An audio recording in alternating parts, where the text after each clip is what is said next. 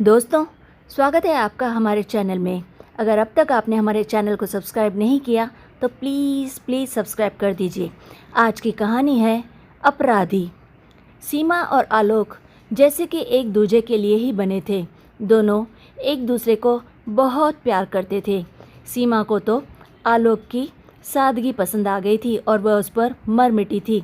तो आलोक, वह जानता था कि सीमा बहुत ज़्यादा हुनरमंद है, हर चीज़ में काबिल, लेकिन वह सीमा से कभी भी खुलकर बातें कह नहीं पाता था, पता नहीं क्यों।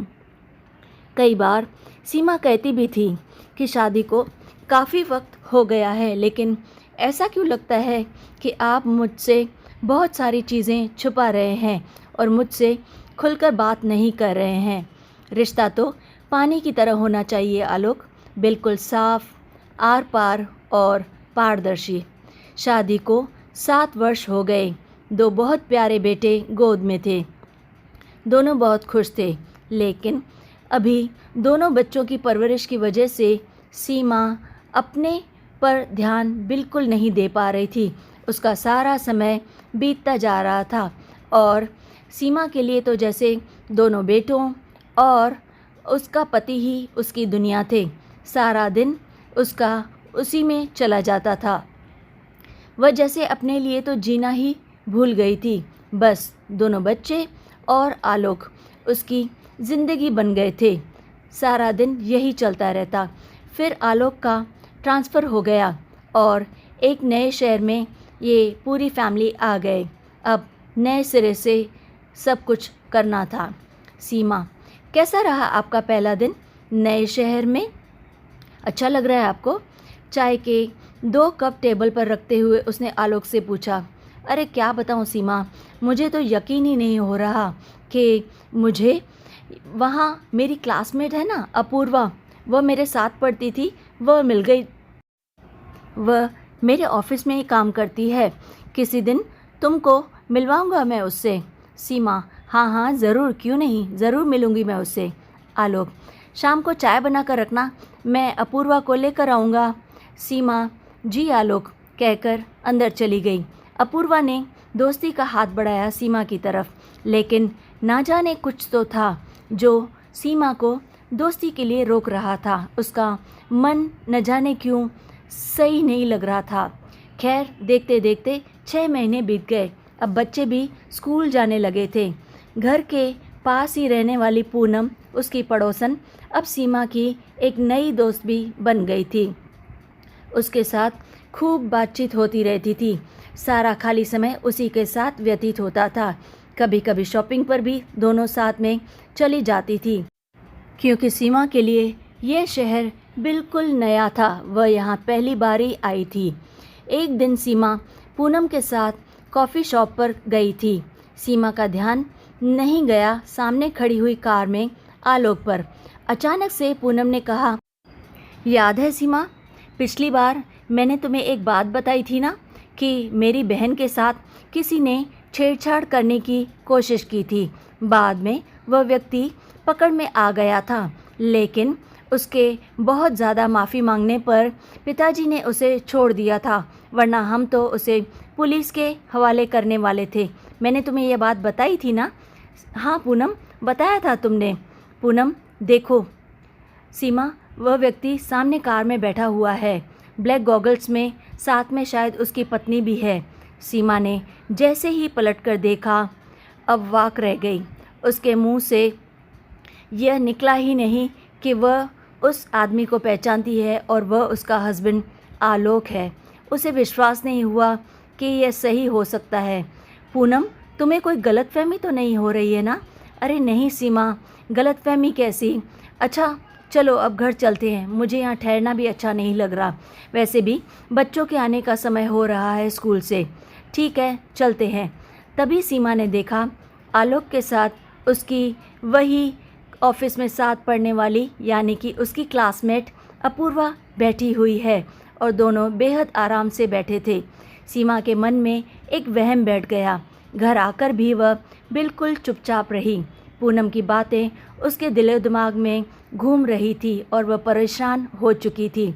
अचानक उसे ध्यान आया कि कई बार 15-15 दिन तक ऑफिस के काम के बहाने आलोक बाहर रहते थे।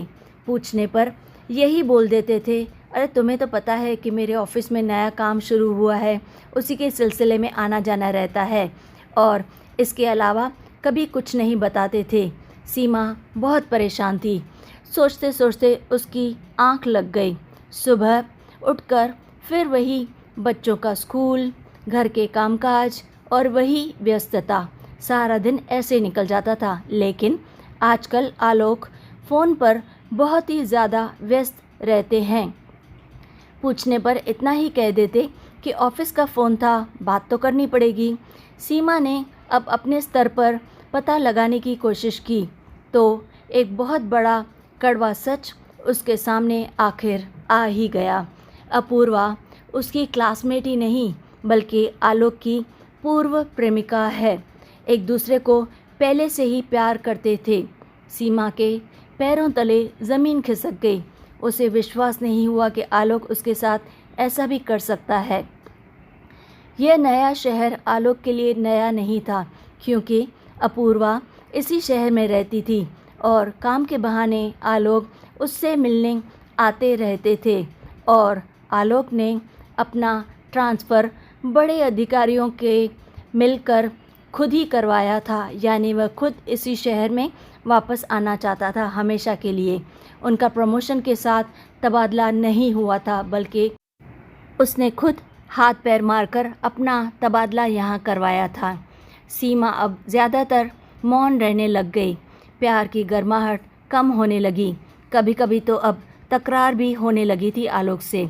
सीमा ने भी एक छोटा सा जॉब देख लिया ताकि वह खुद को पूरी तरह से व्यस्त रख सके और उसे अपने पति पर ज़्यादा निर्भर ना होना पड़े। लेकिन 2-3 साल से ज़्यादा जॉब नहीं कर पाई। आलोक की सच्चाई अब जग ज़ाहिर होने लगी थी। सभी लोगों को उसके बारे में पता चल गया था और उसे समझ में आ गया था वह प्यार और शादी सब कुछ केवल समाज को दिखाने के लिए एक दिखावा था। आलोक तो पहले से ही किसी के प्यार में थे। आलोक तो अपराधियों की तरह चेहरे पर चेहरे लगाकर घूम रहे थे। वह इतनी भोली भाली थी कि उसे समझ में नहीं आया और मन ही मन उसने अपनी आत्मा से आलोक का पूरी तरह से त्याग कर दिया। अब शादी के लगभग 16 साल के पश्चात उसे सब कुछ समझ में आ गया। आलोक एक दिन सीमा को बहुत बुरा भला कहकर घर छोड़कर चले गए। बच्चे भी अब थोड़े से बड़े हो गए थे, तो बच्चों के साथ ही सीमा ने अपने घर में ही रहना ठीक समझा और वह वहीं पे रह गई। पुनः उसने छोटा सा स्कूल ज्वाइन कर लिया था, जिससे उसका और बच्चों का खर्चा थोड़ा बहुत चल रहा था। उसी प्रकार उसका घर चल रहा था। सीमा ने अपने आप को समझा लिया कि यदि वह तलाक लेती तो भी उसे यही ज़िंदगी जीना था, और आज जब आलोक ने घर छोड़ दिया है तो भी वह यही ज़िंदगी जी रही है। उसके पास कोई चारा नहीं है, और यदि दुर्भाग्यवश आलोक की मृत्यु हो जाती तो भी उसे यही ज़िंदगी जीनी थी। आलोक अपराधी था जिसने बच्चों और सीमा की भावनाओं, प्यार, जज्बात का कत्ल किया था, और कत्ल किया था कई ज़िंदगियों का। शायद ऐसे अपराधियों की सज़ा दुनिया की कोई भी ताकत मुकर्रर नहीं कर सकती। दुनिया की कोई भी अदालत ऐसे अपराधी को भला क्या ही सज़ा दे सकती है। इनकी सज़ा तो ईश्वर की अदालत में तय होती है। तो दोस्तों, कैसी लगी आपको ये प्यारी सी छोटी सी कहानी? अगर अच्छी लगे तो लाइक और शेयर ज़रूर कीजिए, और प्लीज़ चैनल को सब्सक्राइब ज़रूर कीजिए। तो फिर लाइक, शेयर एंड सब्सक्राइब।